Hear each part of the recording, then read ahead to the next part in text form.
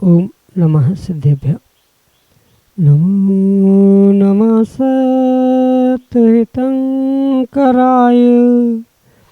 वीराय भव्याम्बुजभास्कराय अनंतलोकाय सुरार्चिताय देवादिदेवाय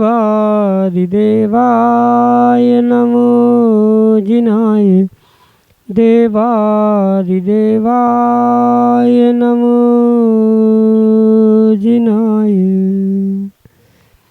पंच परमेष्टि भगवान की परम पूज्य आचार्य भगवंत गुरुवर विशुद्ध सागर जी मुनि महाराज की परम पूज्य मुनि श्री सुप्रभ सागर जी महाराज की 3 कम 9 करोड़ मुनिराजों की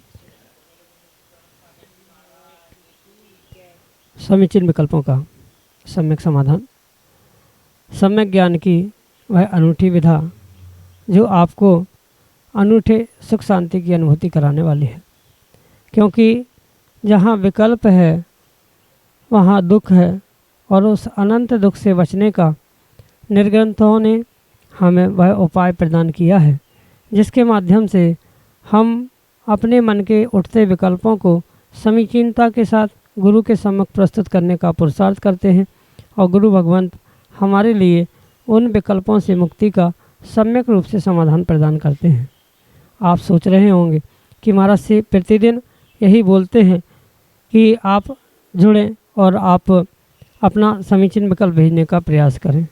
ये गुरु की करुणा है, गुरु का उपकार है कि गुरु आपको बार बार प्रेरित करते हैं।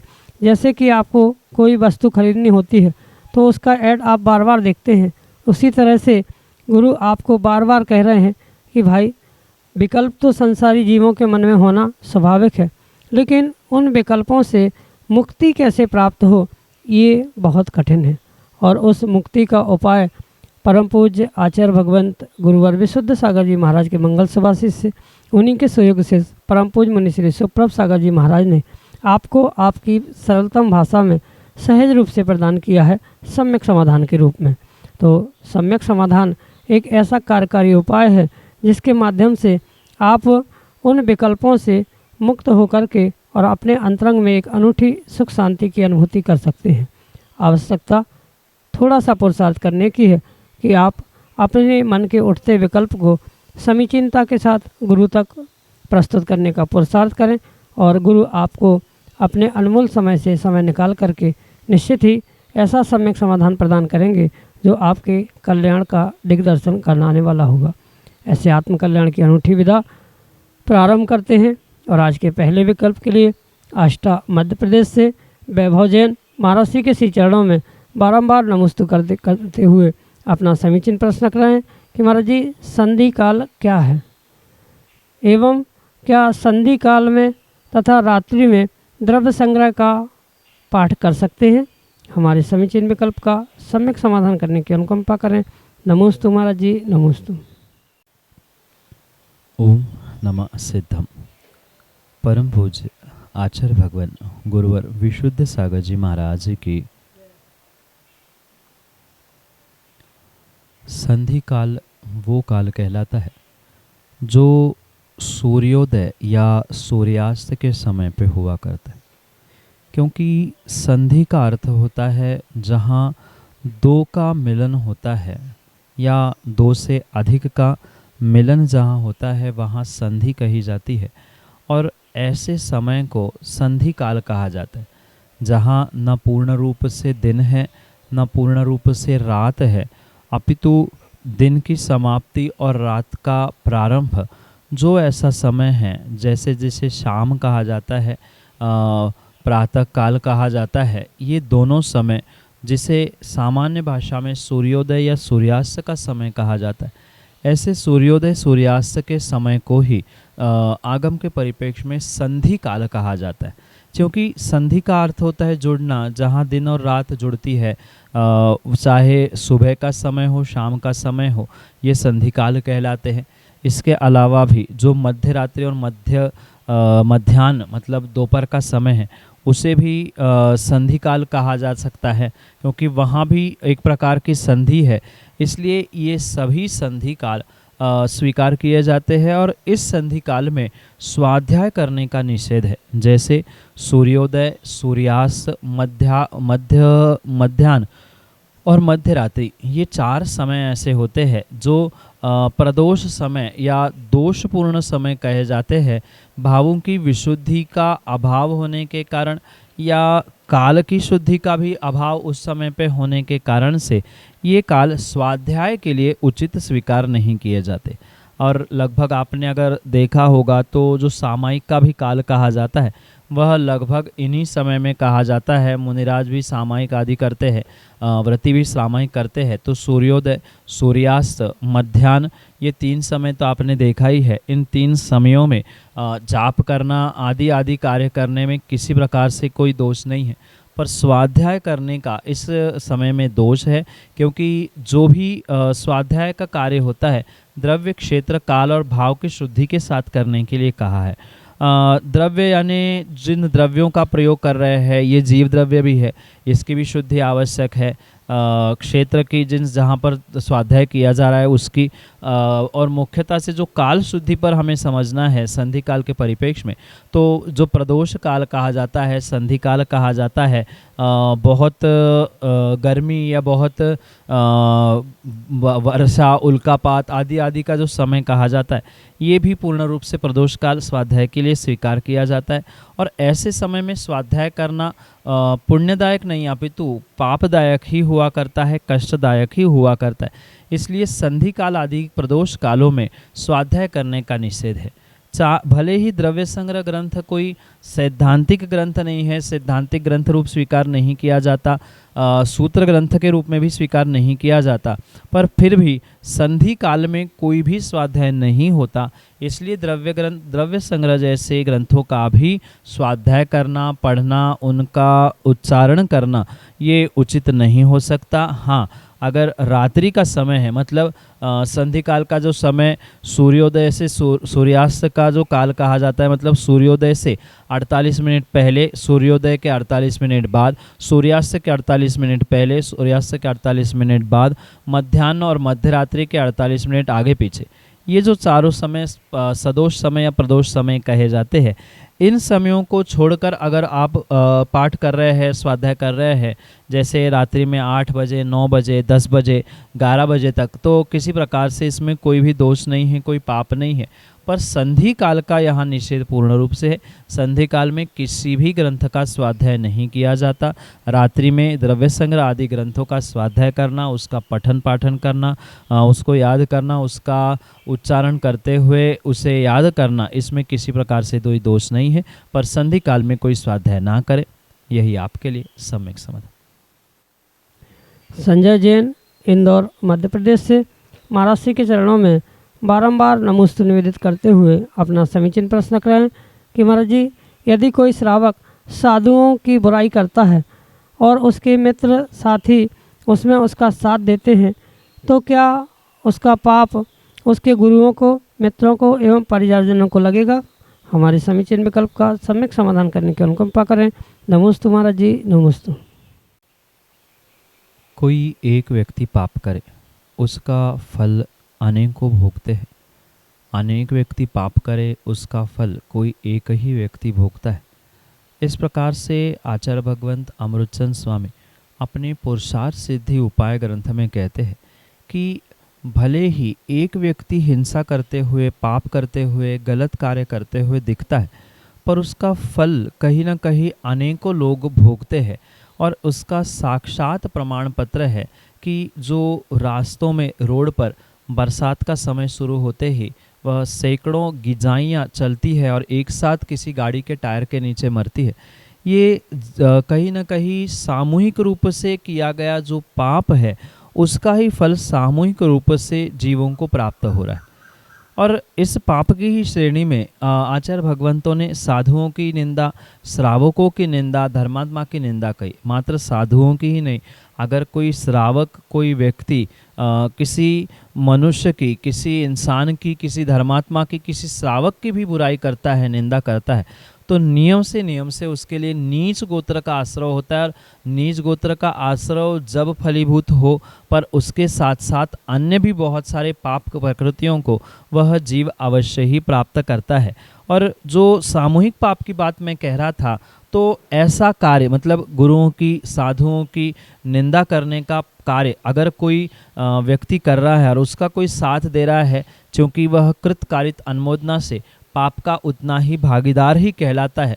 भले ही वो व्यक्ति कहे कि हमने तो कुछ कहा ही नहीं है, पर जब ऐसी कहीं निंदा पुराण चल रहा था, किसी की बुराई चल रही थी, तो आप उसका निषेध भी कर सकते थे, मना कर सकते थे, या वहाँ से स्थान छोड़कर अपना शरीर से जो किया जाने वाला अनुमोदना का कार्य था वो ना करते। पर अगर किसी प्रकार से ऐसा कार्य हो रहा है, कोई बुराई कर रहा है, निंदा कर रहा है, और वहाँ 50 लोग बैठकर सुन रहे हैं, कुछ लोग तारीफ़ कर रहे हैं, उसके हाँ में हाँ मिला रहे हैं, या नहीं भी मिलाते हुए वहाँ बैठकर सुन रहे हैं, तो निंदा में आनंद ले रहे हैं, क्या कहा जा रहा है, किसकी कैसी बुराई हो रही है, ये सुनने का भी प्रयास किया जा रहा है, तो भी स्वाभाविक रूप से बिल्कुल उसे अनुमोदना का ही पाप लगेगा और बराबर उतना ही पाप लगेगा। पुराण ग्रंथों को अगर थोड़ा सा भी खोल कर देखें तो जो श्रीपाल और 700 कुष्ठियों की कथा मैना सुंदरी के और सिद्ध चक्र आदि के निमित्त से प्राप्त होती है, उसे वर्तमान में बहुत विवेक से समझने की और निर्णय करने की आवश्यकता है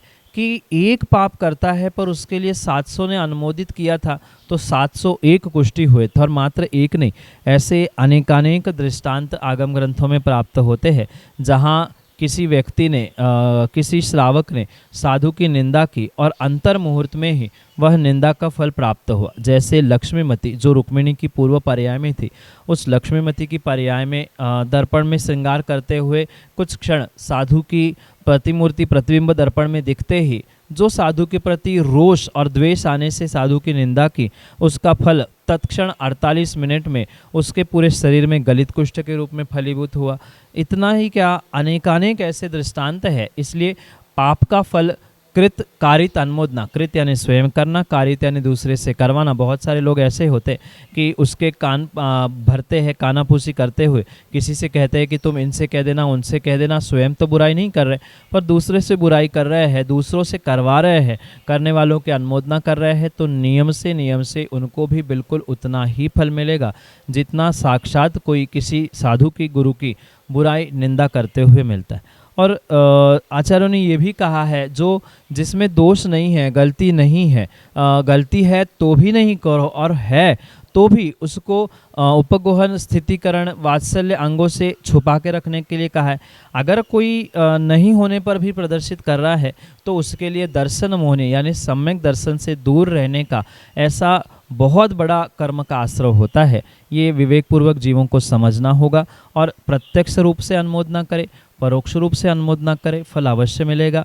पर साथ में ये विशेष बात ध्यान रखे, कोई भी व्यक्ति हो, चाहे वह मित्र परिवार हो, घर परिवार के हो, गुरु साथी सगे क्यों न हो, वहाँ प्रत्यक्ष परोक्ष रूप से अनुमोदना है साधु की निंदा में, तो उसका पाप, उसका फल उसे अवश्य ही भोगना पड़ेगा। कई बार ऐसा होता है कि कोई श्रावक, कोई व्यक्ति निंदा करता है पर उसका बोध किसी को नहीं है, मतलब घर परिवार में नहीं है या गुरुजनों को, आप्त इष्टों को नहीं है, तो उसका दोष नहीं लग रहा है। पर जो बुजुर्ग है, माना कि कोई परिवार में ज्येष्ठ है, पिता ही है, और उसको पता है कि बेटा किसी गुरु की, साधु की निंदा कर रहा है, उसके सामने की है या उनको ज्ञात है, तो अवश्य ही उनको फल मिलेगा। मात्र माता पिता ही, परिवारजन ही नहीं, अगर कोई समाज का भी व्यक्ति बुजुर्ग है या गुरुजन भी है, त्यागी व्रती भी है, और उनको पता है कि अमुक व्यक्ति किसी दूसरे साधु की गुरु की निंदा कर रहा है, तो उसको समझाना ही उनका कर्तव्य है कि बेटा किसी भी साधु की बुराई मत कर, नहीं जम रहा है तो माध्यस्थ हो जा। पर गलती होने पर भी गलती कहने के लिए मना किया है और नहीं होने पर भी आप निंदा कर रहे हैं, बुराई कर रहे हैं, तो उसका बहुत बड़ा फल मिलेगा। ये समझाने की आवश्यकता है। समझाने के बाद भी नहीं मान रहा है तो आप पाप से मुक्त, मतलब कहने वाला समझाने वाला पाप से मुक्त हो सकता है।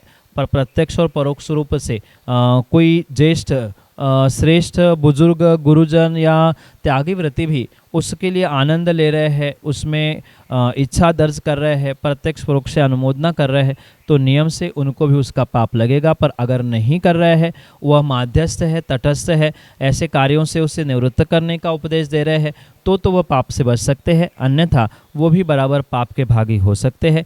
कितना बड़ा फल मिलता है, उसका क्या कैसा स्वरूप है, ये तो आगम ग्रंथों से, आप पुराण ग्रंथों से और भी समझ सकते हैं। पर यह पक्का है, जो कृतकारी तन्मोदना से इन कार्यों में जुड़ा है उसको फल मिलेगा, जो नहीं जुड़ा है वह दूर रहेगा। यही आपके लिए सम्यक समाधान। जतारा टीकमगढ़ मध्य प्रदेश से ईसु जैन अगले समीचीन विकल्प के लिए। दोनों मुनिराजों के चरणों में बारंबार नमोस्तु नमोस्तु नमोस्तु। महाराज जी, मेरी जिज्ञासा ये है कि पुण्य बढ़ाने के लिए कौन सा उपाय करें? नमोस्तु महाराज जी, नमोस्तु नमोस्तु नमोस्तु। पुण्य बढ़ाने का सबसे सरलतम उपाय मात्र और मात्र अपने भीतर के कषायों पर नियंत्रण करना है।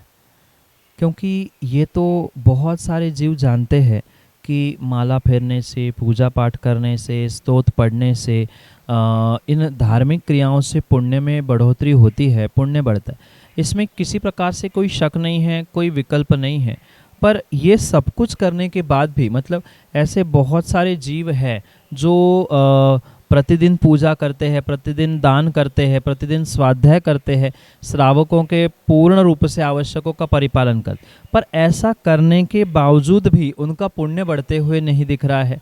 तो किसी प्रकार से धर्म क्रियाओं में जाप तप आदि में कमी नहीं है, वहाँ भावों की विशुद्धि में कमी है।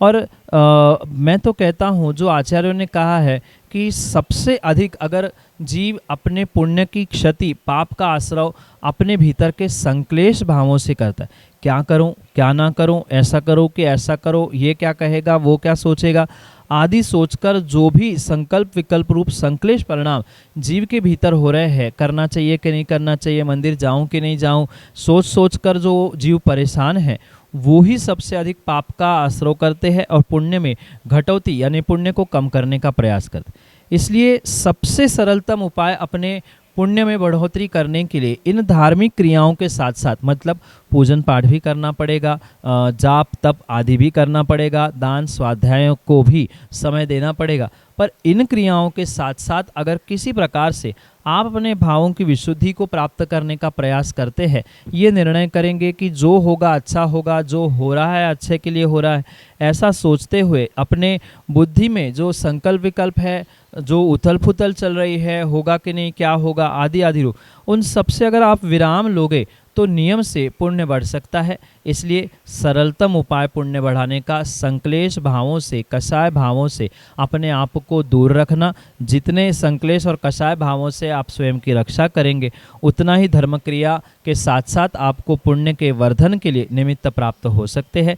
बाकी के साधन, मतलब बाकी की धर्म क्रियाएं तो आवश्यक है ही, पर उसके साथ साथ ये भी परम आवश्यक है कि आपको अपनी भावों की विशुद्धि, कषाय की उपशमना को प्राप्त करना होगा। क्योंकि इससे सरलतम उपाय पुण्य वर्धन का इस संसार में कोई नहीं है, जो कि प्रत्येक व्यक्ति के स्वाधीन है। उसे प्राप्त करते हुए पुण्य को बढ़ाने का प्रयास करें, यही आपके लिए सम्यक समाधान। मुरखेड़ छिंदवाड़ा मध्य प्रदेश से ऋषभ जैन अगले समीचीन विकल्प के साथ। नमोस्तु भगवान। भगवान, मेरा प्रश्न है कि हम जीवों की रक्षा कैसे करें जिससे हमें पाप ना लगे। नमोस्तु भगवान। धम्मस्य मूलम दया।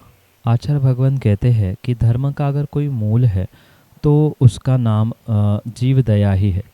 जब तक व्यक्ति के हृदय में, व्यक्ति के मन में, व्यक्ति के आत्मा में दूसरे जीवों के प्रति दया करुणा के भाव नहीं है, तब तक किसी प्रकार से उसका वह धर्म समीचीनता की ओर नहीं बढ़ सकता, उसके आत्म कल्याण के लिए नहीं बढ़ सकता।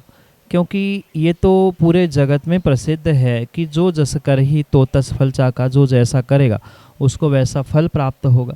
इसलिए ये प्रतिदिन किसी एक दिन के लिए ही नहीं अपितु हमारे दिगंबराचार्यों ने ये जीव दया अहिंसा का उपदेश सभी श्रावकों के लिए प्रतिदिन के लिए दिया है। और उस प्रतिदिन से ही उसका पालन करने से, यानी प्रतिदिन जीव दया का परिपालन करने से ही जीव का धर्म पालन हो सकता है, आत्मा का कल्याण हो सकता है।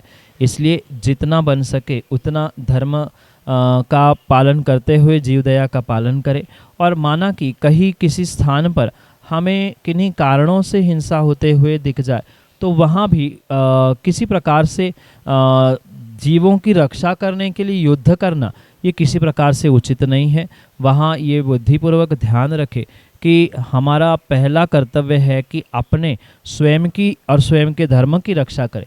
इसलिए स्वयं के और स्वयं के धर्म की रक्षा करते हुए धर्म ध्यान का प्रारंभ करें। विपाक विचय, अपाय विचय धर्म ध्यान जो जीव के मिथ्यात या हिंसक भावों से संबंधित होते हैं कि कर्मों के उदय से ही उनके साथ ऐसा हो रहा है आदि विचार करते हुए उनका भी कल्याण हो, सबको सन्मति दे भगवान, इन भावों के साथ ही जीव की दया और आत्म कल्याण की भावना रखनी चाहिए। यही आपके लिए सम्यक समझ।